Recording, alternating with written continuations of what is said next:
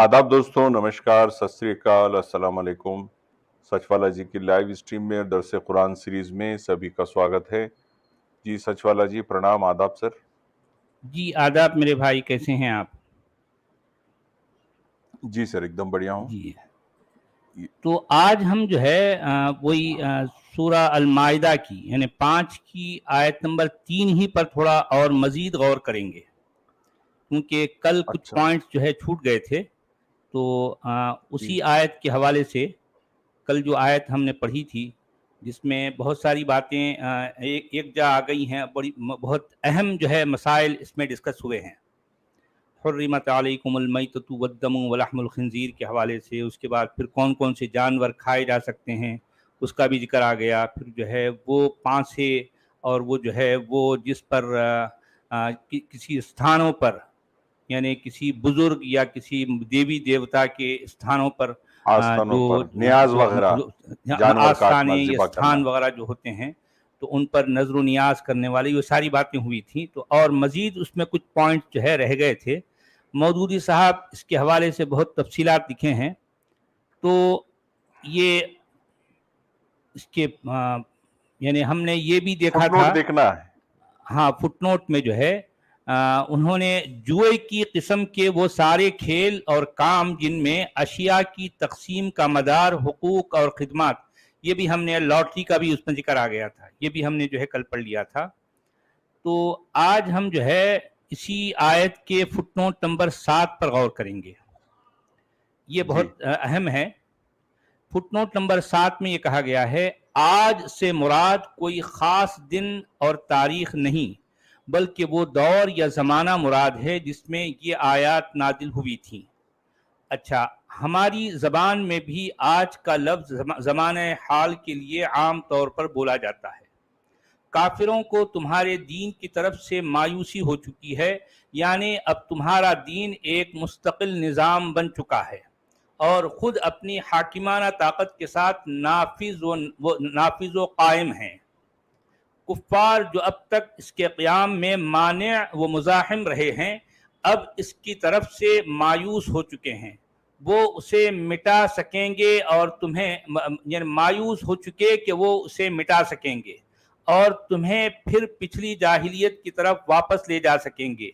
लिहाजा तुम इनसे न डरो बल्कि मुझसे डरो। यानी इस दीन के अहकाम और उसके हिदायत पर अमल करने में अब किसी काफिर ताकत के गलबा व कहर और दरअंदाजी व मुज़ाहमत का ख़तरा तुम्हारे लिए बाकी नहीं रहा। इंसानों के खौफ की अब कोई वजह नहीं रही। अब तुम्हें खुदा से डरना चाहिए। उसके अहकाम की तामील में अगर कोई कोताही तुमने की तो तुम्हारे पास कोई ऐसा उज़्र न होगा जिसकी बिना पर तुम्हारे साथ कुछ भी नरमी बरती जाएगी। अब शरीयत इलाही की खिलाफ वर्जी के माना ये नहीं होंगे कि तुम दूसरे के असर से मजबूर हो, बल्कि उसके साफ माना ये होंगे कि तुम खुदा की इताअत करना नहीं चाहते। आप समझ रहे मौदूदी साहब जो है बात को कहाँ ले जाना चाह रहे हैं? जी बिल्कुल बिल्कुल। यानी मौदूदी साहब का ये कहना है कि अब इस्लाम अपनी पूरी ताकत और अपनी शौकत और अपनी तमकनत के साथ जो है अब बिल्कुल जो है मंजर आम पे आ चुका है। तो अब पूरी दुनिया के जो काफिर हैं उनको इस्लाम के बारे में जो है मायूसी हो चुकी। पहले काफिरों को ये लगता था कि इस्लाम शायद मिट जाएगा, ठीक है, या उसको वो मिटा देंगे, लेकिन अब इस्लाम एक ताकत बनकर उभर चुका है और नाफिज भी हो गया है, कायम भी हो गया है। तो अब ऐसी सूरत में काफिरों को क्या है, मायूसी हो गई है। अल यौम जी यइसल सचवाला लज़ीना जी, कफरू। जी सचवाला जी, जो पहला ही जो जुमला है उनका, आज से मुराद कोई खास दिन और तारीख नहीं है, तो ये जी तो बिल्कुल डिसऑनेस्टी है। ये कौन होते हैं ये बात करने वाले? जब कुरान बोल रहा है कि आज हमने मुकम्मल कर दिया, तो ये आज को डिफाइन कर रहे हैं नो। अब मौदूदी साहब का कहना है कि हम अपनी ज़बान में भी आज कहकर एक आज का ज़माना या ज़माने हाल जो है मुराद लेते हैं ना। भी जैसा हम कहते हैं कि आज के दौर का इंसान, आज के दौर का इंसान का मतलब ये नहीं कि आज जो है, जो आज क्या दिन है, क्या तारीख है, मंगल है और 31 जनवरी, इसका ये मतलब नहीं है। आज के दौर का इंसान का मतलब दौर हाजिर का इंसान, ठीक है। तो ये इस माना में है, ऐसा बता रहे हैं چلو خیر ٹھیک ہے، یعنی اب ہم جو ہے ان کی اس طرح سے ان کی بات کو ہم ڈینائی نہیں کرتے ہوئے ہم یہ کہیں گے کہ چلو ٹھیک ہے، اگر ان کا یہ کہنے کا مطلب ہے کہ کافروں کو آج مایوسی ہو گئی اور جو ہے آج میں نے تمہارے لیے تمہارے دین کو مکمل کر دیا، تو اس کا مطلب یہ ہے کہ ایک خاص دور میں دین آ کر مکمل ہوا۔ اگر آپ اس کے معنی پرٹیکولرلی کسی اسپیسیفک دن اگر نہیں لے رہے تو اس کے کہنے کا مطلب یہ ہے کہ ایک خاص دور میں دین مکمل ہو گیا۔ نہیں تو سچ والا جی، یہ جی دین مکمل ہونا وداؤٹ بخاری، وداؤٹ ترمذی، وداؤٹ مسلم ہے نا، یہ قرآن کی ایگزیکٹلی میں بھی یہی کہنا چاہ رہا ہوں نا۔ اگر آپ آج کے معنی یعنی آج کے دن دین جو ہے مکمل ہو گیا، اگر یہ کہیں گے تب بھی جو ہے بخاری و مسلم اور حدیث کے بھنڈار کی ضرورت نہیں ہے، اور جن باتوں کو سنت کہہ کر، سنت متواترہ، سنت احاد اور امکا ڈھمکا ساری باتیں جو ہوتی ہیں، یہ ساری کی ساری باتیں یہ بہت بعد میں ہمارے سامنے آئی نا بھائی، ٹھیک ہے؟ تو ہر دو صورت میں اگر الیوم کا مطلب آج لیتے ہیں یا آج کا دور لیتے ہیں، دونوں صورتوں میں کہ قرآن کی موجودگی میں یہ دین مکمل ہو چکا، یعنی بھلے وہ پرٹیکولر دن ہو یا پرٹیکولر زمانہ، قرآن کی شکل میں دین مکمل ہو گیا۔ اب قرآن کی شکل میں دین مکمل ہو جانے کے بعد میں اب اس کے کافی عرصے کے بعد ایک بھنڈار سامنے آ رہا ہے جس کو حدیث کہا جاتا ہے، جس کو سنت کہا جاتا ہے۔ ظاہر بات ہے اس کا مکمل دین سے کیا تعلق ہے بھائی؟ جب دین کسی پرٹیکولر ٹائم میں مکمل ہو گیا ہے تو پھر اس کے بعد یہ حدیث کے بھنڈار کا آخر کیا، اس کا وجود کیوں ہے، اس کی ضرورت کیا ہے؟ اگر مسلمان یہ کہتے ہیں کہ حدیث کی بھنڈار کی ضرورت ہے تو اس کا مطلب قرآن جو اپنے آپ کو کمپلیٹ کہہ رہا ہے، قرآن اپنے آپ کو مکمل کہہ رہا ہے اور مفصل کہہ رہا ہے، اپنے آپ کو واضح کتاب کہہ رہا ہے، اس میں کوئی جو ہے کوئی ایمبیگویٹی نہیں ہے کہہ رہا ہے، اس میں ہر چیز کو کھول کر بیان کر دیا گیا۔ یہ 50 بار قرآن جب یہ دعویٰ کرتا ہے تو یا تو قرآن کا دعویٰ غلط ہے یا پھر یہ لوگ جو بھنڈار لے کے بیٹھے ہیں دکان لگا کر، یہ مطلب حدیث کی، یہ ان کی دکان اور یہ ان کا بھنڈار غلط ہے۔ دونوں میں سے کوئی ایک چیز غلط ضرور ہے۔ یا تو مسلمان اور ان کے علماء کو یہ جو ہے تسلیم کرنا پڑے گا کہ ہاں بھئی قرآن مکمل ہے، اب اس کے بعد کسی چیز کی ضرورت نہیں ہے، یا پھر ان کو یہ کہنا پڑے گا کہ قرآن کے جو بیانات ہیں وہ جھوٹے ہیں، اس وجہ سے ہم نے اس کو سچ کر دکھانے کے لیے ہم نے حدیث کے بھنڈار کو وجود بخشا۔ اس کا یہ مطلب نکلے گا نا۔ دونوں میں سے کوئی ایک بات ہے، یا تو وہ لے لیں آپ تو یہ چیز غلط ہو جائے گی، جب آپ یہ لیتے ہیں تو پھر قرآن کے بیانات، قرآن کا جو ہے جو کلیم ہے وہ جھوٹا ثابت ہوگا، ہے نا؟ یہ بات ہے بالکل سچ والا جی۔ تو دونوں میں سے کسی ایک چیز کو لینا پڑے گا، یا تو آپ حدیث کا بھنڈار لے لو تو پھر جو ہے یہ بات کا اقرار کرو کہ قرآن کے بیانات غلط ہیں۔ اب قرآن کے بیانات غلط ہیں کہنے کا مطلب کچھ بہت بڑا ہو گیا، پھر تو ان کا کا پورا معاملہ ہی گر گیا۔ تو یہی وجہ ہے کہ ایک طبقہ، یہ اسی پرابلم کی وجہ سے ایک طبقہ سامنے آیا جس کو جو لوگ اپنے آپ کو اہل قرآن کہتے ہیں، ان کا یہ کلیم ہے کہ نہیں، حدیث کا بھنڈار غلط ہے، اس کا دین سے یا قرآن سے یا اسلام سے کوئی تعلق نہیں ہے۔ تو اب وہ یہ کہہ کر اب ان کے لیے ایک دوسری طرح کی پرابلم آ گئی۔ وہ لوگ یہ جو ہے یہ دعویٰ تو کرتے ہیں کہ ہاں بھئی قرآن مکمل ہے، کمپلیٹ ہے اور جو ہے ڈیٹیل میں ہے، لیکن جب اس کو وہ خود بھی پڑھتے ہیں، اس کے الفاظ اور اس کے بیانات پر غور کرتے ہیں تو ان کے نتائج بھی جو ہے بالکل عجیب غریب نکلتے ہیں۔ کسی بھی لفظ، کسی بھی اصطلاح کو لے کر ان کے ہاں کوئی کلیئرٹی نہیں ہے، کیونکہ وہ کلیئرٹی اس لیے نہیں ہے کیونکہ قرآن ہے ہی بھونڈا معاملہ ہے نا بھائی۔ قرآن ایک بھونڈی کتاب کو کہا جاتا ہے، اس میں کسی بھی چیز کی کسی بھی طرح سے کوئی کلیئرٹی نہیں ہے، کوئی کلیئرٹی نہیں ہے۔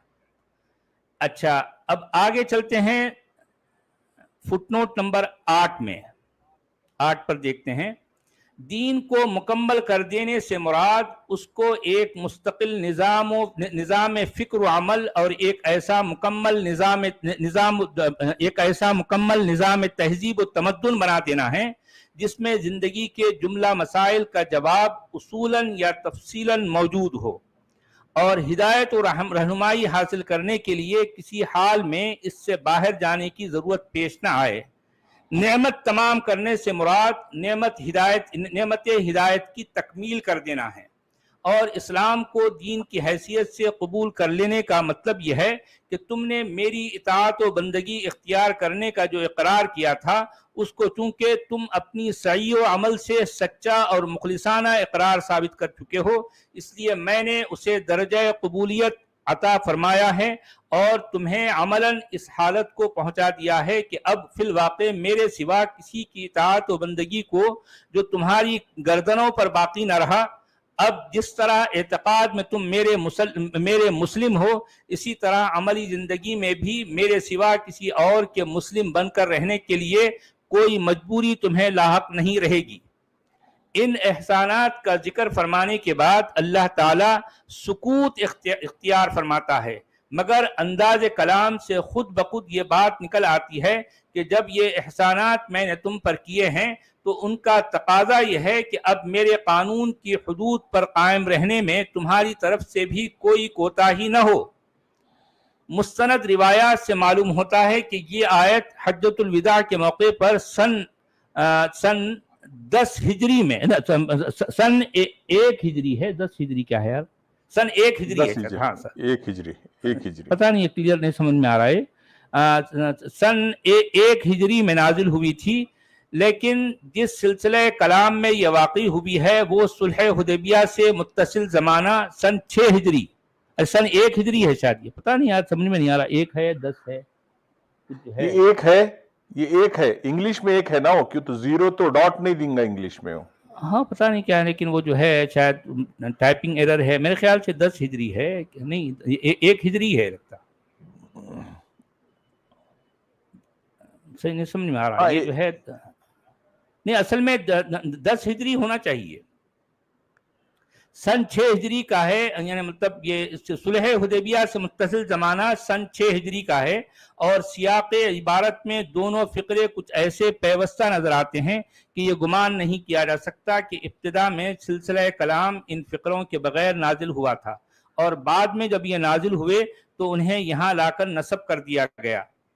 میرا قیاس یہ ہے کہ والعلم عند اللہ کے ابتداً یہ آیت اسی سیاق کلام میں نازل ہوئی تھی، اس لیے اس کی حقیقی اہمیت لوگ نہ سمجھ سکے۔ بعد میں جب تمام عرب مسخر ہو گیا اور اسلام کی طاقت اپنے شباب پر پہنچ گئی تو اللہ تعالیٰ نے دوبارہ یہ فقرے اپنے نبی پر نازل فرمائے اور ان کے اعلان کا حکم دے دیا۔ اب دیکھیں یہ جو ہے اللہ میاں کے ابا اپنی طرف سے لگا رہے ہیں، اپنی طرف سے اضافے کرتے جا رہے ہیں، جی جی جی، جیسے ان کو پتا تھا وہاں پر تھے یہ بھی، تو ان کے سامنے یہ سب سارے کام ہو رہے ہیں۔ اچھا اب یہ فٹ نوٹ نمبر 9 کے بارے میں کہہ رہے ہیں کہ وہ حاشیہ نمبر 172 کو جو ہے اس کو چیک کر لو سورہ بقرہ میں، تو وہ جو ہے وہ جو آیا ہے نا فَمَنِ اضْطُرَّ فِي مَخْمَصَةٍ غَيْرَ مُتَجَانِفٍ لِإِثْمٍ، یعنی مان لو کہ سور کا گوشت یا پھر اس طرح کی حرام چیز، یوں تو جو ہے ایک مسلمان کے لیے ناجائز ہے، حرام ہے نا، لیکن مان لو اس کی ایسی کوئی جو ہے مجبوری ہے کہ اس کے پاس کھانے کو کچھ بھی نہیں ہے، اگر وہ اچھا کھانے کو کچھ بھی نہیں ہے اور اس حالت میں وہ ایسے ہی رہے گا تو وہ مر جائے گا، تو وہ اپنی جان بچانے کے لیے وہ جو حرام چیز ہے تو 1-2 لقمے وہ کھا سکتا ہے تاکہ وہ اپنی جان بچا لے۔ تو یہاں اس آیت کے آخر میں وہی بات ذکر کی گئی ہے، تو اس کا ذکر وہ سورہ بقرہ کی آیت نمبر 172 میں آ گیا، اس کو دوبارہ چیک کر لو، وہ یہ بتا رہے ہیں۔ تو اب ہم آگے چلتے ہیں آیت نمبر 4 پر۔ يَسْأَلُونَكَ مَاذَا أُحِلَّ لَهُمْ قُلْ أُحِلَّ لَكُمُ الطَّيِّبَاتُ وَمَا عَلَّمْتُم مِّنَ الْجَوَارِحِ مُكَلِّبِينَ تُعَلِّمُونَهُنَّ مِمَّا عَلَّمَكُمُ اللَّهُ فَكُلُوا مِمَّا أَمْسَكْنَ عَلَيْكُمْ وَاذْكُرُوا اسْمَ اللَّهِ عَلَيْهِ وَاتَّقُوا اللَّهَ إِنَّ اللَّهَ سَرِيعُ الْحِسَابِ۔ لوگ پوچھتے ہیں ان کے لیے حلال کیا کیا ہے،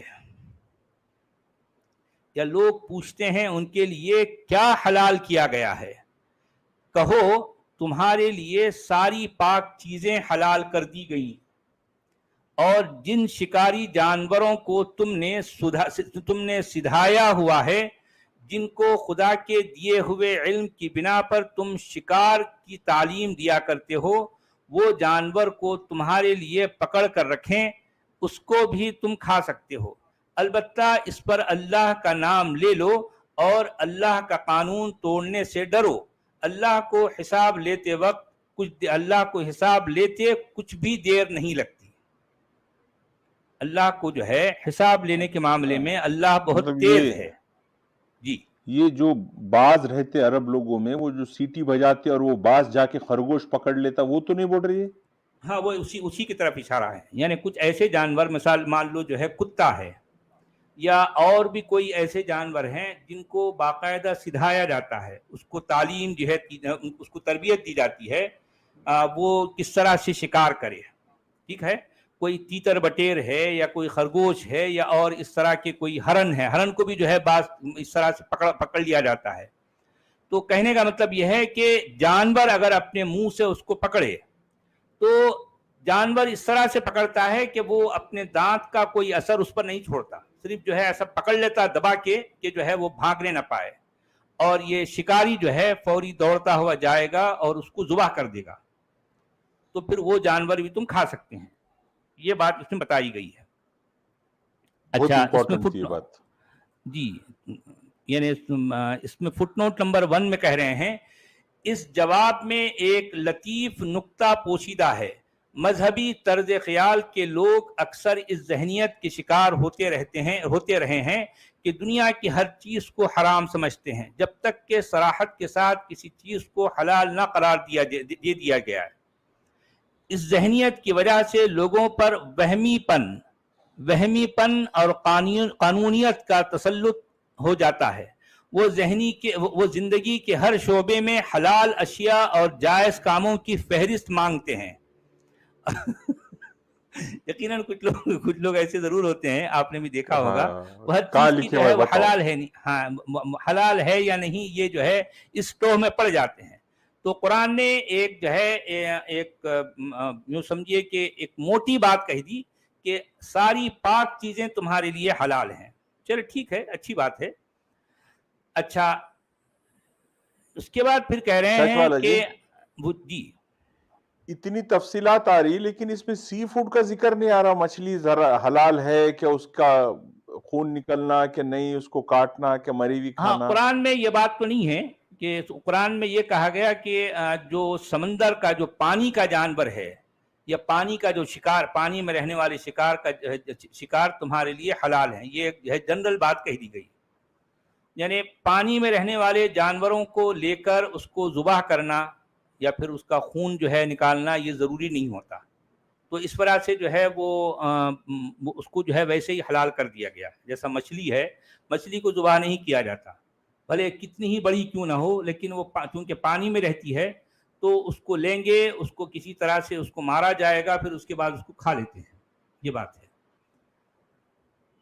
اب یہ سب ایسی باتیں ہیں کہ بہت سے لوگوں کو اس میں بڑی کراہیت ہوگی، کیونکہ آج جو ہے جانوروں کو مارنے یا ان کو کھانے کی باتیں ہو رہی، لیکن ظاہر بات ہے قرآن میں تو ہے بھی یہ ساری چیزیں۔ اب جو چونکہ قرآن میں آ گئی تو اب ہم تو قرآن میں کیا ہے اور کیا نہیں ہے یہ دنیا کے سامنے پیش کر رہے ہیں، اس طرح سے ہم یہ ساری باتیں ہم ڈسکس کر رہے ہیں، ٹھیک ہے۔ تو اب وہ ان لوگوں کا جو ہے ذکر کرتے ہوئے مودودی صاحب یہ فرما رہے ہیں کہ وہ لوگ جو ہمیشہ جو ہے وہ اس طرح کی ذہنیت کا شکار رہتے ہیں، وہ زندگی کے ہر شعبے میں حلال اشیاء اور جائز کاموں کی فہرست مانگتے ہیں، اور ہر کام اور ہر چیز کو اس شبہ کی نظر سے دیکھنے لگتے ہیں کہ وہ کہیں ممنوع تو نہیں، کہیں وہ جو ہے اس کو روکا تو نہیں گیا، ایسا۔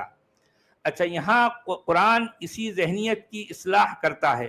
پوچھنے والوں کا مقصد یہ تھا کہ انہیں تمام حلال چیزوں کی تفصیل بتا دی جائے تاکہ ان کے سوا ہر چیز کو وہ حرام سمجھیں۔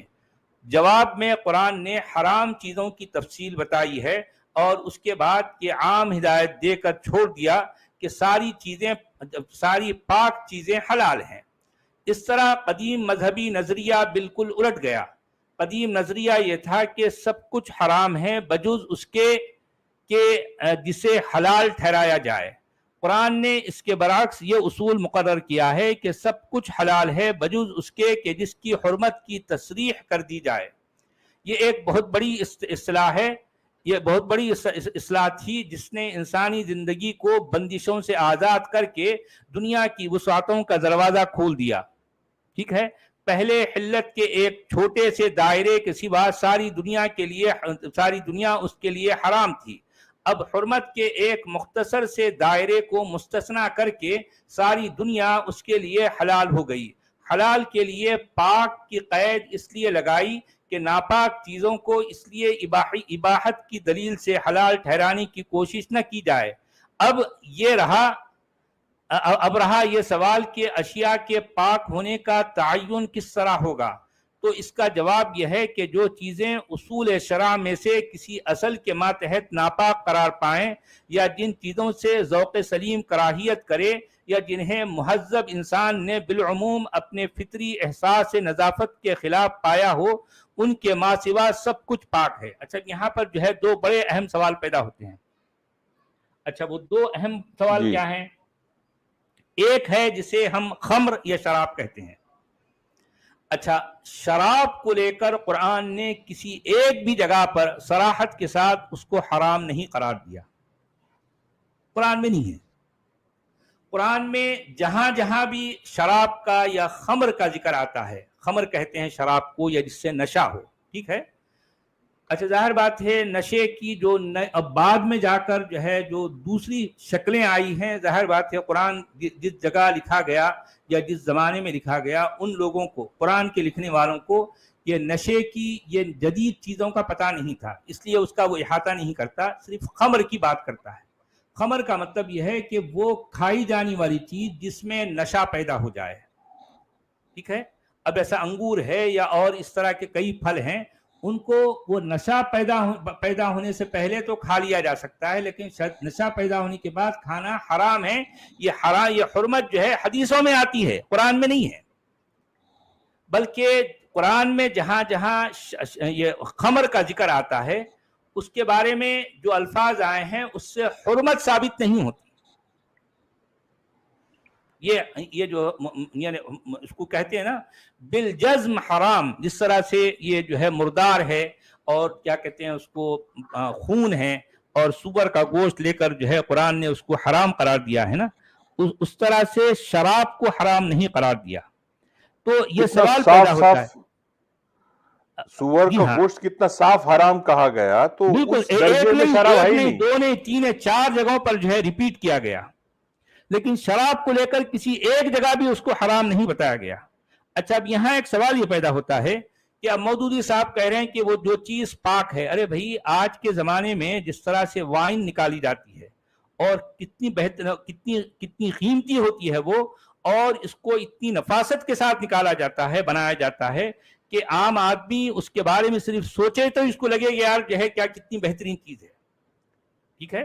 اب یہ اور بات ہے کہ جن لوگوں کو اس کی عادت نہیں ہے وہ شاید اس کو پینا پسند نہیں کریں گے، وہ ایک الگ بات ہے، میں اس کی بات نہیں کر رہا ہوں. لیکن جو لوگ پیتے ہیں، جو شراب کا استعمال کرتے ہیں اور بہت قیمتی شراب کا، تو میں یہ جاننا چاہ رہا ہوں کہ قرآن میں شراب کو حرام کیوں نہیں قرار دیا گیا. جی جناب، کیا کہہ رہے تھے آپ؟ نہیں تو وہ شراب کا اٹریکشن بہرحال لکھنے والے کے پاس بھی ہے، اس لیے تو جنت میں سب کو شراب کی بات کر رہا نا کہ آپ کو وہاں شراب دی جائے گی. ہاں، یہ ایک الگ بات ہے آپ کی. تو جو ہے شرابن طہورا، اس کے ساتھ جو ہے یہ لفظ آیا ہے نا، وَسَقَاهُمْ رَبُّهُمْ شَرَابًا طَهُورًا، یعنی تمہارا رب جو ہے تم کو کیا، مطلب ان کا رب ایک جو ہے پاکیزہ شراب جو ہے پلائے گا. اچھا، اب سوال یہ پیدا ہوتا ہے کہ پاکیزہ کہنے کا مطلب یہاں کیا ہے؟ بھئی یہی نا کہ اس سے نشہ نہیں آئے گا.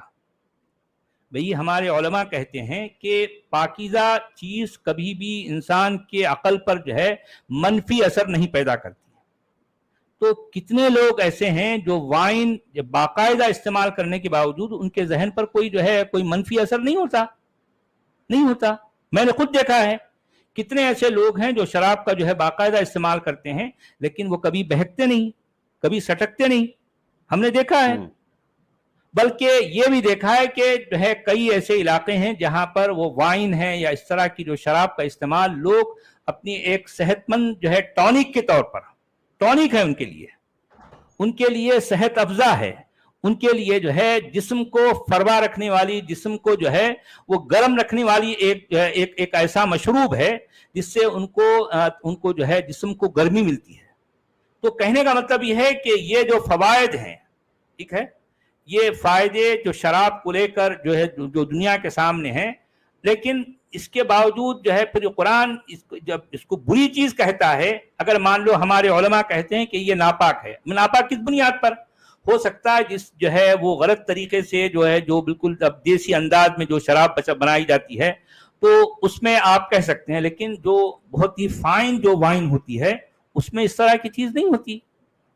तो अब ये कानून के जो है नहीं, जिसमें नशा है वो जो है वो हराम है, तो जो है कितने ऐसे लोग हैं जो बाकायदा शराब वो इस्तेमाल करते हैं लेकिन उसके बावजूद वो उनको जो है उनको नशा नहीं आता।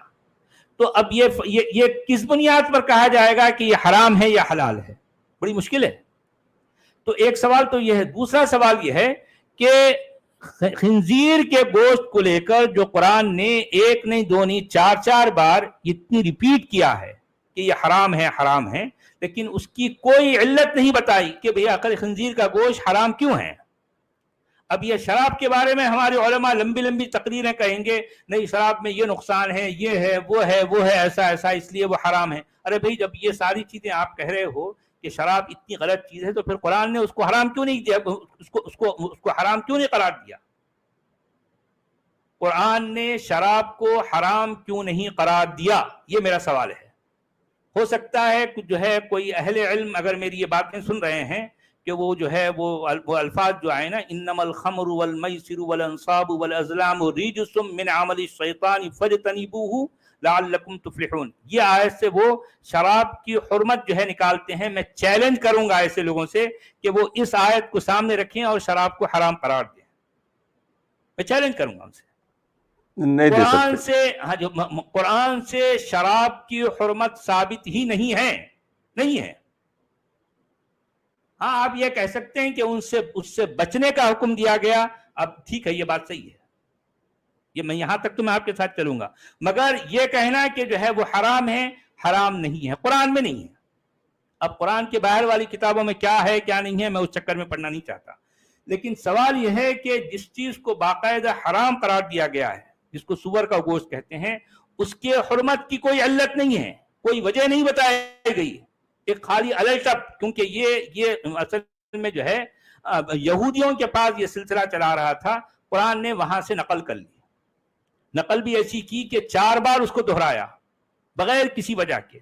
सुअर का गोश्त हराम क्यों है, इसका आज तक किसी के पास जो है मुसलमान के पास इसका कोई रीजन नहीं है, अच्छा, अब ये इन दोनों बातों से हटकर एक और अहम चीज जो मौदूदी साहब बड़ी डींगे मार रहे हैं यहाँ पर, कुरान में अमका है ढमका है, ये है वो है।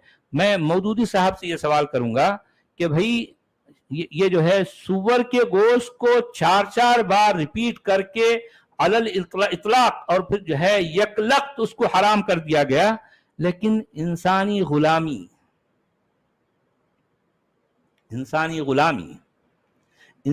गुलामी को लेकर कुरान खामोश है, मुजरिमाना हद तक खामोश है। कुरान की किसी एक भी आयत में इंसानी गुलामी को लेकर एक भी लफ्ज हुर्मत का या मुमानियत का नहीं है। इंसानी गुलामी को गोया कुरान हराम नहीं कह रहा है, बल्कि उल्टा, हराम कहना तो बहुत दूर की बात है, उल्टा मिल्के यमीन के की आड़ में, जिसे औ मा मलकत ऐमानुकुम कहा जाता है, कि या फिर जो है वो जो तुम्हारी राइट हैंड पोजीशन में जो लौंडियां हैं वो तुम्हारे लिए हलाल हैं। ये अल्फाज कुरान में रिपीटेडली आए हैं, बार बार आए हैं। यानी इन अल्फाज की आड़ में कुरान गुलामी की पुष्ट पनाही कर रहा है। गोया कुरान चाहता है, या कुरान का लिखने वाला ये चाहता है कि गुलामी का सिलसिला चलता रहे, और यही वजह है कि कुरान के मानने वालों के अंदर ये सिलसिला अभी 1960 तक, 1960 तक भी चलता रहा। 1960 तक भी ये सिलसिला मुसलमानों के यहाँ बाकायदा एक प्रैक्टिस के तौर पर चलता रहा। क्यों? क्योंकि कुरान में उसको कहीं हराम करार ही नहीं दिया गया भाई, कहीं भी नहीं है किसी एक भी आयत में। ये देखिए कि आखिरी पैगाम है, अल्लाह की आखिरी किताब है, आखिरी नबूवत और रिसालत है। कहने को तो ढींगे मारते हैं मुसलमान, लेकिन इस आखिरी किताब में किसी एक भी जगह, किसी एक भी आयत में इंसानी जो है गुलामी को लेकर अल्लाह मियाँ को ये ख्याल नहीं आया कि इंसान हैं, लोग इंसान इन इंसानों को जो है गुलाम बनाते हैं, उनको बेचते हैं, उनको खरीदते हैं। एक बिल्कुल इस तरह से आप कोई कुर्सी, कोई जो है मेज, कोई टेबल, कोई गाड़ी, कोई साइकिल खरीदते हैं, उसी तरह से इंसान को खरीदा बेचा जाता है, उसी तरह से इंसान का जो है उसको इस्तेमाल किया जाता है, उसी तरह से उसकी मर्जी के बगैर उसके साथ सेक्स किया जाता है। ये सारी चीजें कुरान ने उसको हलाल कर रखी, उसको कहीं भी हराम नहीं बताया गया। अब जैसा मौदूदी साहब के इस उसूल के तहत कि जिस चीज को बाकायदा हराम नहीं करार दिया गया तो इसका मतलब वो चीज हलाल है। आप समझ रहे मेरी बात समझिए आप जी। मौदूदी साहब के इस उसूल के मुताबिक, क्योंकि ये उसूल जाहिर बात है कुरान का भी उसूल है, यही उसूल जो है इस्लाम का भी है, और फिर इसी उसूल को मौदूदी साहब बयान कर रहे हैं कि जिस चीज को हराम नहीं करार दिया गया, यानी मंतिकी तौर पर, उसूली तौर पर वो चीज हलाल है। आप समझ रहे मेरी बात, मैं क्या कहना चाह रहा हूं? आप समझ रहे हैं? बिल्कुल सर, बिल्कुल सही। मौजूद यानी इस्लाम के इस बुनियादी कायदे के मुताबिक गुलामी हलाल है, क्योंकि इस्लाम ने या कुरान ने यह उसूल मुकर्रर कर दिया है कि जिस चीज को अलल ऐलान जो है उसको हराम न करार दिया जाए, वो चीज जो है वो चीज हलाल है। यानी चीजें या काम अपने आप में हलाल होती हैं यहां तक कि उसको हराम न करार दिया जाए। तो कुरान में गुलामी को हराम नहीं करार दिया गया। तो इस एतबार से हम ये कह सकते हैं जो उसूल इस्लाम ने जो उसूल कायम किया है और जिस उसूल की बात खुद मौदूदी साहब कर रहे हैं, उनके इसी उसूल के मुताबिक गुलामी हलाल है इस्लाम में, ये कह सकते हैं। इसका ये मतलब निकला ना, ये निकला इसका। किसी भी शय के हराम होने के पीछे कोई मंतिक नहीं है, सिर्फ कुरान में लिखा हुआ है इसलिए वो हराम है। अच्छा, यहां दो बातें आ गई। आपने अभी जो ये जो बात उठाई है ना कि जो है मंतिक नहीं है, आपकी ये बात भी दुरुस्त है, क्योंकि ये बात जब सूअर के गोश्त के हवाले से हम जो है उलमा से पूछते हैं, उलमा के पास सिवाय डींगे मारने के और कुछ भी नहीं होता। आप इधर उधर जो है किंतु परंतु की बात करेंगे, उनके पास कोई रियल जो है उसका रीजन नहीं है, और फिर आखिर में आकर उनको यही कहना पड़ता है कि चूंकि हमारी अल्लाह की किताब में ये चीज हराम हो गई इसलिए हम इसको हराम कह रहे हैं। तो घुमा फिरा की वही है। तो मेरा उन उलमा से सवाल है कि क्या इस तरह से यानी सुअर के गोश्त को 4 बार जो है हराम करार दिया गया है, हालांकि एक बार भी काफी था। आप सोचिए ना, यानी गैर जरूरी तौर पर 4 आयतें इसके लिए फजूल में जो है मतलब खपाई गई ना। भाई सुअर का गोश्त हराम है, ठीक है, एक बार कह दिए, काफी नहीं था। अगर आप इस एतबार से देखें तो मां से निकाह नहीं करना, मां बेटी बहन से निकाह नहीं करने की बात कुरान में एक ही जगह आई है, जबकि सुअर के गोश्त की हुर्मत, आप समझ रहे मेरी बात, मेरा इशारा समझ रहे हैं, सुअर के गोश्त को 4 बार हराम करार दिया गया, लेकिन मां से निकाह को 1 बार हराम करार दिया गया जी।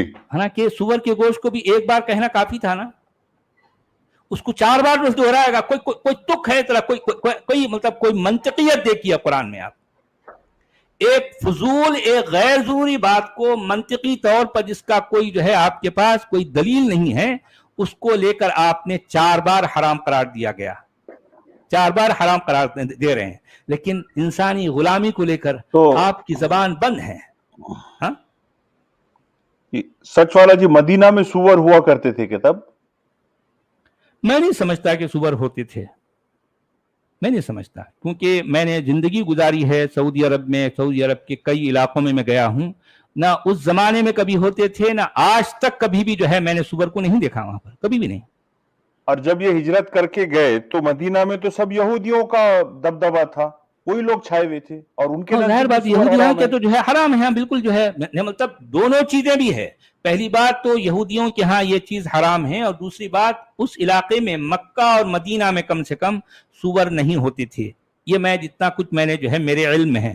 اب اگر کسی کے علم میں ہے کہ بھی ہاں مکہ مدینہ میں صبر ہوتے تھے تو وہ میرے علم میں اضافہ کرے. جتنا میں سمجھ پایا ہوں تو مجھے تو کہیں جو ہے میرے پڑھنے میں نہیں آیا کہ مکہ اور مدینہ میں صبر ہوتے تھے. اس کو 4 بار حرام کرنے کی آخر اس کی وجہ کیا ہے؟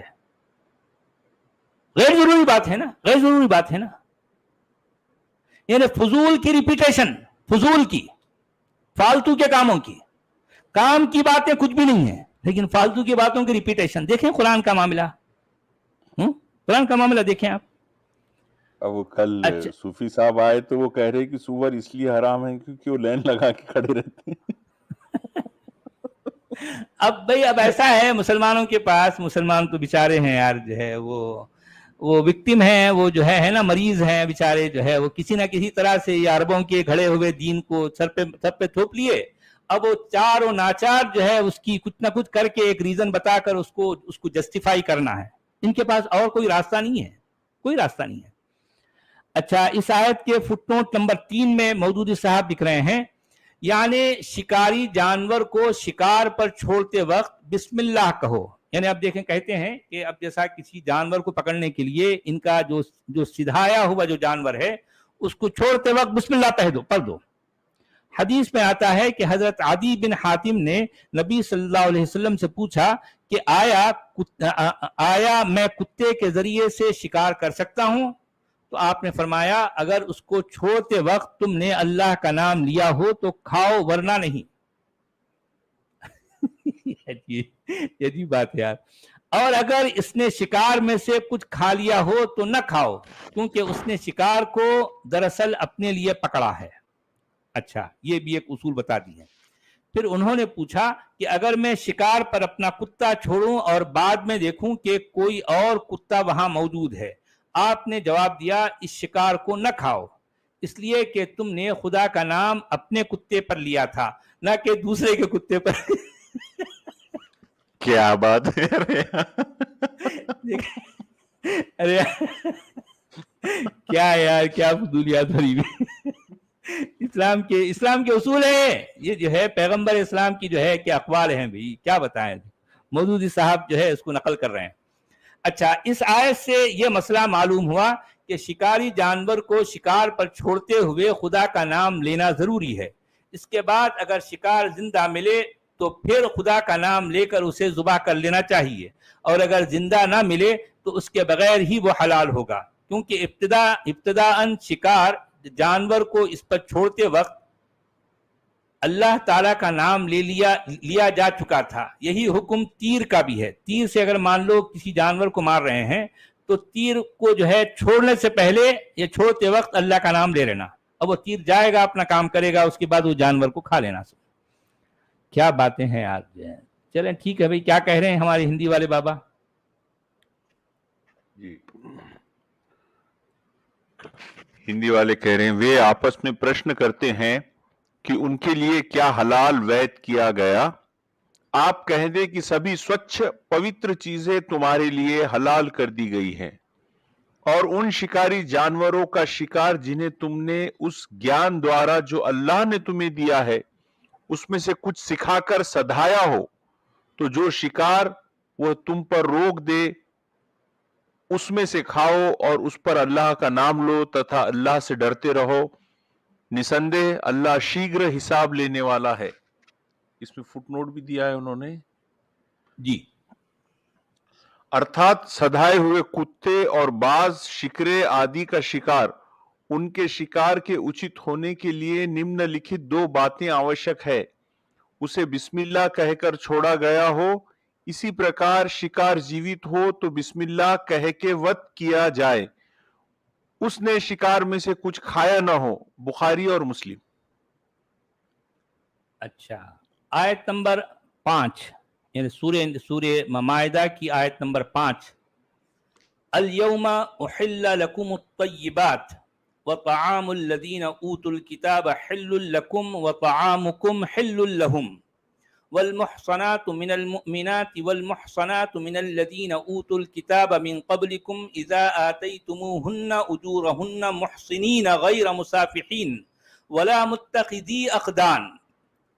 ومن يكفر بالإيمان فقد حبط عمله وهو في الآخرة من الخاسرين. اچھا دیکھیے، آج تمہارے لیے ساری پاک چیزیں حلال کر دی گئی ہیں.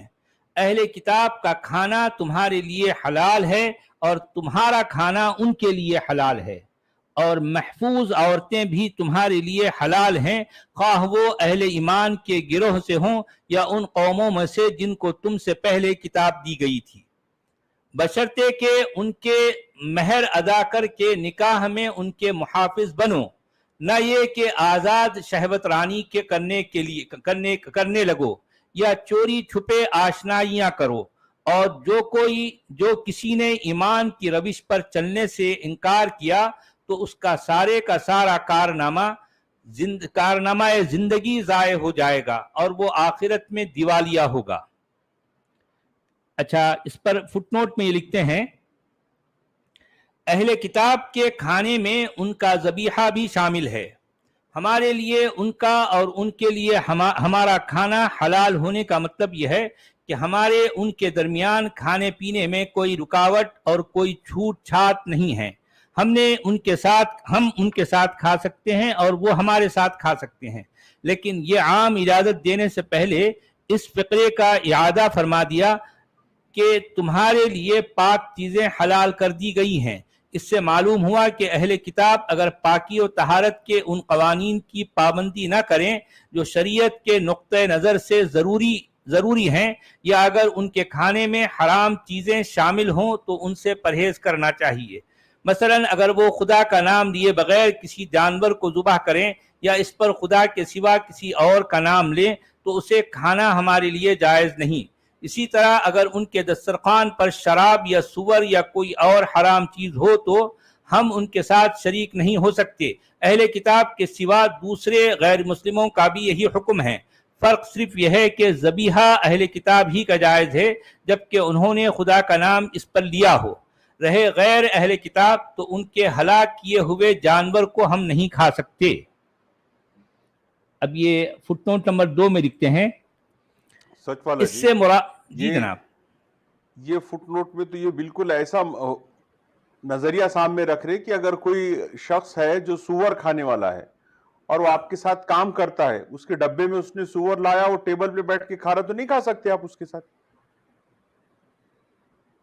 نہیں، اصل میں یعنی اس آیت سے یہ تو ثابت نہیں ہوتا کہ اگر وہ ایک ٹیبل ہے، ٹیبل شیئر ہو رہا ہے لیکن کھانا شیئر نہیں ہو رہا.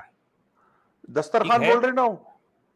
نہیں، دسترخوان پہ جو وہ کہہ رہے ہیں نا کہ دسترخوان سے مطلب ان کے مطلب اگر وہ کھا رہے ہیں تو وہ کھائیں گے نا، ابھی آپ تو نہیں کھائیں گے نا. اور میرے خیال سے اگر یہ مگر میرے خیال سے مومن ایسا نہیں کریں گے.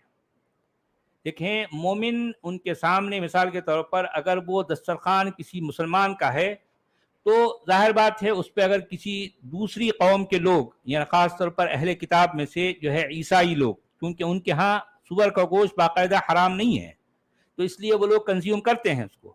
تو اب اگر ایک عیسائی بیٹھ کر یہ مسلمان کے ساتھ کھانا چاہے اور اس کے جو ہے اس کے ڈبے میں اگر وہ پورک ہے تو کیا مسلمان اس طرح سے وہ اس کے ساتھ بیٹھ کے کھانا کھائے گا؟ حالانکہ مسلمان تو نہیں کھا رہا پورک. تو حالانکہ یہ اس میں یہ کیوں ہے بھائی تم تو نہیں کھا رہے نا، تم کو ان کے ساتھ بیٹھنے سے تو نہیں روکا گیا نا. دیکھیں ہم یہاں پر کیا کہہ رہے ہیں، فٹ نوٹ نمبر 2 میں ایک بار میں پھر پڑھتا ہوں. مودودی صاحب کیا کہہ رہے ہیں کہ یہ یہاں ہے نیچے سے اگر دیکھے تو 1 2 تیسری لائن، اسی طرح اگر ان کے دسترخوان پر شراب یا سور یا کوئی اور حرام چیزیں ہو تو ہم ان کے ساتھ شریک نہیں ہو سکتے. کہاں کہہ رہے ہیں؟ اچھا، فٹ نوٹ نمبر 1 میں کہہ رہے ہیں. یہ فٹ نوٹ نمبر یہ اہل کتاب کے کھانے میں ان کا ذبیحہ بھی شامل ہے. ہمارے لیے ان کا اور ان کے لیے ہمارا کھانا حلال ہونے کا مطلب یہ ہے کہ ہمارے اور ان کے درمیان کھانے پینے میں کوئی رکاوٹ اور کوئی چھوت چھات نہیں ہے. ہم ان کے ساتھ کھا سکتے ہیں اور وہ ہمارے ساتھ، لیکن یہ عام اجازت دینے سے پہلے اس فقرے کا اعادہ فرما دیا کہ تمہارے لیے پاک چیزیں حلال کر دی گئی ہیں. اس سے معلوم ہوا، اچھا اس میں پاک چیزیں الیوم احل لکم الطیبات، اچھا پاک چیزیں حلال کر دی، یعنی تمہارے لیے حلال کر دی گئی ہیں. اس سے معلوم ہوا کہ اہل کتاب اگر پاکی و طہارت کے ان قوانین کی پابندی نہ کریں جو شریعت کے نقطہ نظر سے ضروری ہیں، یا اگر ان کے کھانے میں حرام چیزیں شامل ہوں تو اس سے پرہیز کرنا چاہیے. مثلا اگر وہ خدا کا نام لیے بغیر کسی جانور کو ذبح کریں یا اس پر خدا کے سوا کسی اور کا نام لیں تو اسے کھانا ہمارے لیے جائز نہیں. اسی طرح اگر ان کے دسترخوان پر شراب یا سور یا کوئی اور حرام چیز ہو تو ہم ان کے ساتھ شریک نہیں ہو سکتے. مگر اب یہ بات ہے نا بھی کہ دیکھیں شریک نہیں ہو سکتے، یہ ایک جو ہے ذرا بات کڑک ہے. بھائی آپ کو کھانے سے روکا گیا ہے نا بھی کہ آپ کے نزدیک یا آپ کی شریعت میں جو چیز حرام ہے تو ٹھیک ہے آپ مت کھاؤ، اگر کوئی اور کھا رہا ہے تو کھانے دو. مگر یہ اسلام کا مزاج ہے کہ اس کے اندر سختی ہے، کٹرتا ہے. یعنی وہ اپنی بات نہ صرف اپنے لوگوں پر منوائے گا بلکہ جو غیر بھی ہیں وہ اس کی بات کو مانے اور اس کے مطابق جو ہے ان کو چلانا چاہتا ہے. یہ اسلام کا مزاج ہے. یعنی اسلام نے جس چیز کو غلط کہہ دیا وہ غلط پوری دنیا بھی جو ہے اس کو غلط کہنا.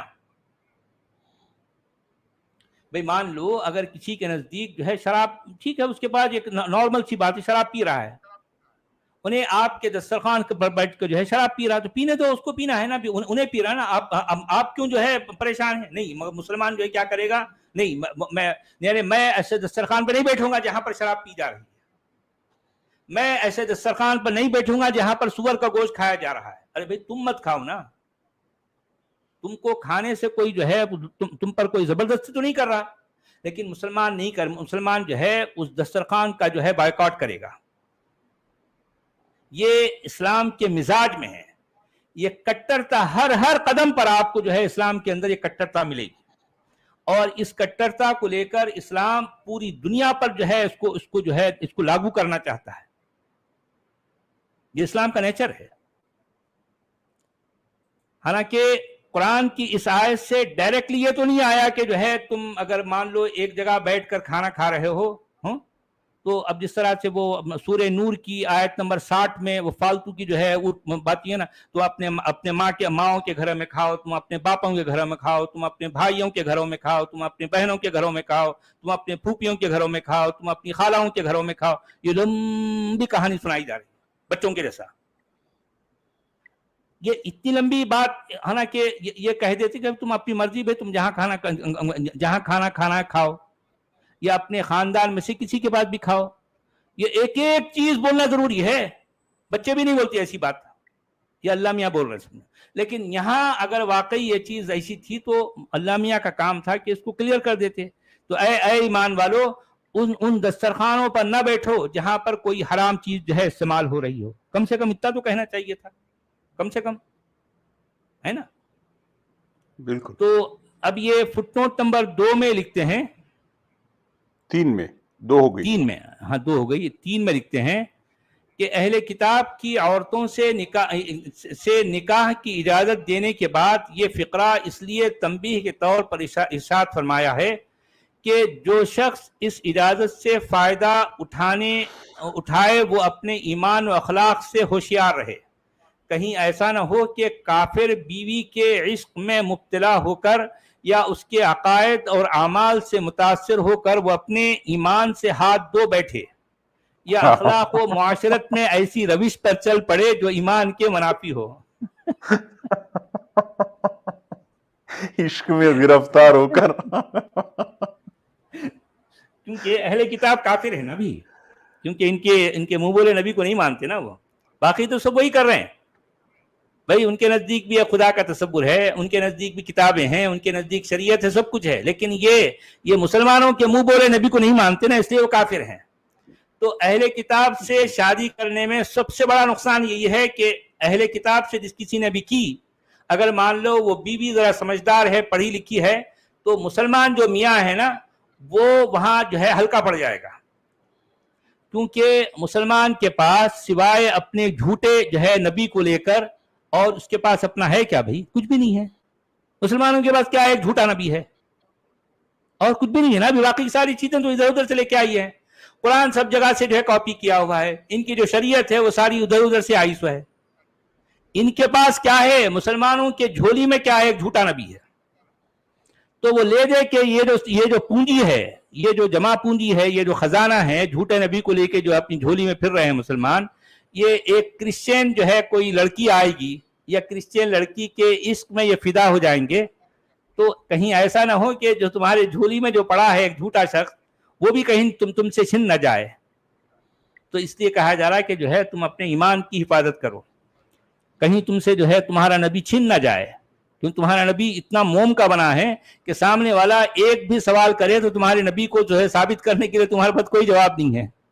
آپ نے دیکھا نا, علماء حضرات آ کے بھی اپنے نبی کی جو ہے صداقت ثابت نہیں کر سکتے. یہ حال ہے. جی جناب, ہندی میں کیا کہہ رہے ہیں حضرت؟ آج سب سوچھ کھادیہ تمہارے لیے حلال وید کر دیے گئے ہیں, اور ایمان والی سنتوتی استریاں تتھا ان میں سے سنتوتی استریاں جو تم سے پہلے پستک دیے گئے ہیں, جبکہ انہیں ان کا مہر وواہ اپہار چکا دو, وواہ میں لانے کے لیے, ویبھچار کے لیے نہیں, اور نہ پریمکا بنانے کے لیے. جو ایمان کو انکار دے گا اس کا ستکرم व्यर्थ हो जाएगा तथा परलोक में वो विनाशों में होगा. अरे बाप, इतनी मुश्किल कर दी इन्होंने पूरी बात. نہیں سمجھ میں آیا, کلیئرٹی نہیں ہے. کیا کیا بہت زیادہ ہی گاڑا ہو گیا معاملہ. اس کو تھوڑا ڈیلیوٹ بھی نہیں کر رہے ہو, ہندی نہیں کر رہے ہیں. اس میں کوئی فٹ نوٹ بھی نہیں دے رہے. اچھا, نہیں فٹ نوٹ بھی نہیں ہے, نہیں دیے. وہ اوپر عشق میں گرفتار بولیں یا آیت نمبر 6 جو ہے, آیت نمبر 6 اس کو پڑھیں گے, ذرا لمبی ہے اور اس پہ بھی جو ہے ذرا ڈیٹیل آئی ہے. کیا خیال ہے, پڑھیں گے؟ اچھا, آیت نمبر 6 میں کہا جا رہا ہے, یا ایھا الذین آمنوا اذا قمتم الى الصلاة فاغسلوا وجوہکم وایدیکم الى المرافق وامسحوا برؤوسکم وارجلکم الى الکعبین وَإِن كُنتُمْ جُنُبًا فَاطَّهَّرُوا وَإِن كُنتُمْ مَرْضَىٰ أَوْ عَلَىٰ سَفَرٍ أَوْ جَاءَ أَحَدٌ مِّنكُم مِّنَ الْغَائِطِ أَوْ لَامَسْتُمُ النِّسَاءَ فَلَمْ تَجِدُوا مَاءً فَتَيَمَّمُوا صَعِيدًا طَيِّبًا فَامْسَحُوا بِوُجُوهِكُمْ وَأَيْدِيكُمْ مِنْهُ مَا يُرِيدُ اللَّهُ لِيَجْعَلَ عَلَيْكُم مِّنْ حَرَجٍ وَلَٰكِن يُرِيدُ لِيُطَهِّرَكُمْ وَلِيُتِمَّ نِعْمَتَهُ عَلَيْكُمْ لَعَلَّكُمْ تَشْكُرُونَ.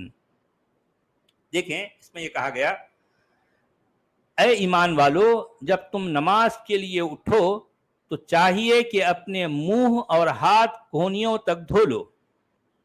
اب دیکھیں اس میں جو الفاظ آئے ہیں اس میں جس عمل کا ذکر ہے اس کو وضو کہتے ہیں. یعنی اس آیت میں جس عمل کے بارے میں ذکر ہو رہا ہے اس عمل کو وضو کہا جاتا ہے, لیکن پورے قرآن میں وضو کا لفظ کہیں بھی نہیں ہے. اگرچہ کہ وضو عربی لفظ ہے مگر وضو قرآن میں نہیں ہے. قرآن میں کیا ہے؟ غسل ہے. اب یہ عجیب معاملہ ہے یار قرآن کا. آپ سمجھ رہے ہیں, قرآن میں وضو نہیں ہے. جی, قرآن میں وضو کے نام سے غسل ہے.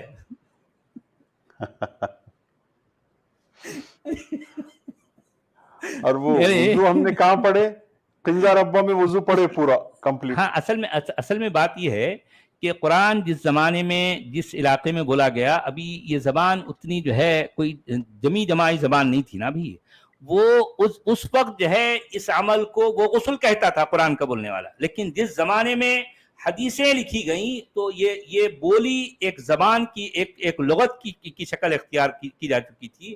تو ہر ایک عمل کے لیے ایک مستقل طور پر ایک لفظ آ گیا, کیونکہ زبان جو ہے ترقی کر گئی, اس میں وکیبلری کا اضافہ ہو گیا, اس لیے وضو کا لفظ آ گیا. لیکن قرآن کے زمانے میں وضو کا لفظ ہی نہیں تھا سرے سے.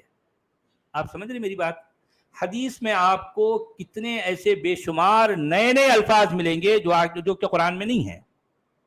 ٹھیک ہے, تو یہاں یہ کہا جا رہا ہے کہ تو تو اگر تم جو ہے نماز کے لیے اٹھو تو چاہیے کہ اپنے منہ اور ہاتھ کوہنیوں تک دھو لو، سروں پر ہاتھ پھیر لو اور پاؤں ٹخنوں تک دھو لیا کرو۔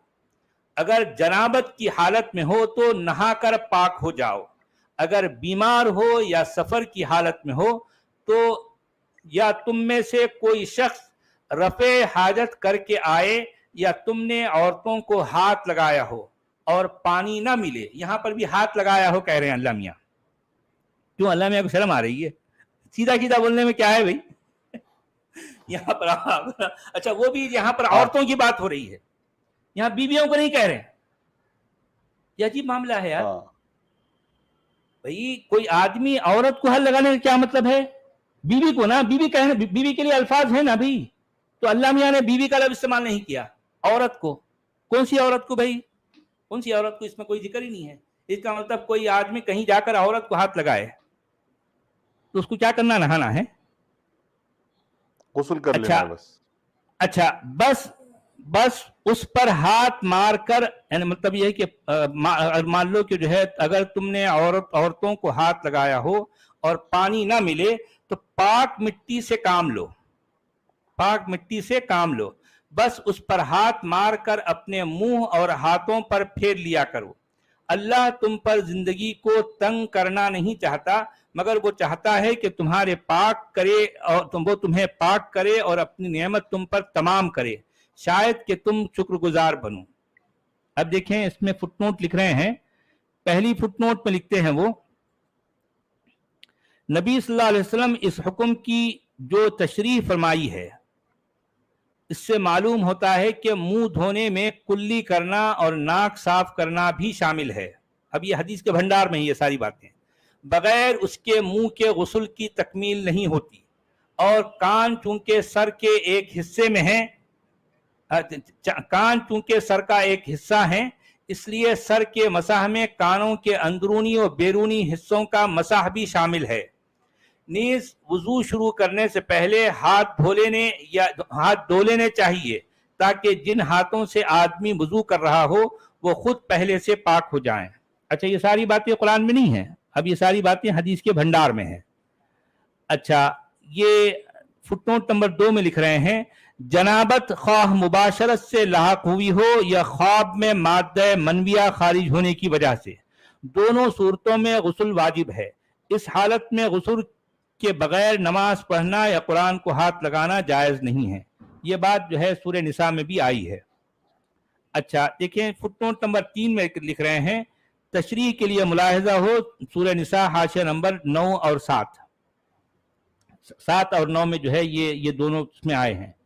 اس کے بعد فٹ نوٹ نمبر 4 میں لکھ رہے ہیں، جس طرح پاکیزگی نفس ایک نعمت ہے، اسی طرح پاکیزگی جسم بھی ایک نعمت ہے۔ انسان پر اللہ کی نعمت اسی وقت مکمل ہو سکتی ہے جبکہ نفس و جسم دونوں کی طہارت و پاکیزگی کے پوری ہدایت اسے مل جائے۔ نفس اور جسم کی طہارت و پاکیزگی کے معاملے میں پوری ہدایت اسے مل جائے۔ یہ کیا کہہ رہے ہیں بھائی ہندی میں؟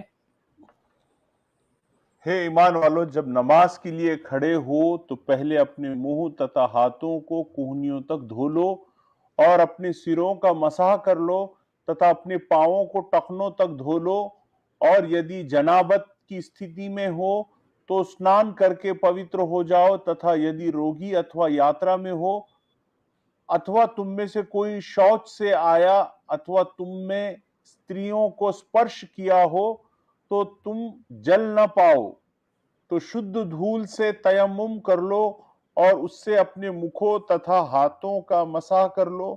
اللہ تمہارے لیے کوئی سنکیرنتا تنگی نہیں چاہتا پرنتو تمہیں پوتر کرنا چاہتا ہے، اور تاکہ تم پر اپنا پرسکار پورا کر دے اور تاکہ تم کرتجఞ بنو۔ تو اس میں پہلی فٹ نوٹ میں وہ کہہ رہے ہیں، کہاں گئی نیچے چلیں،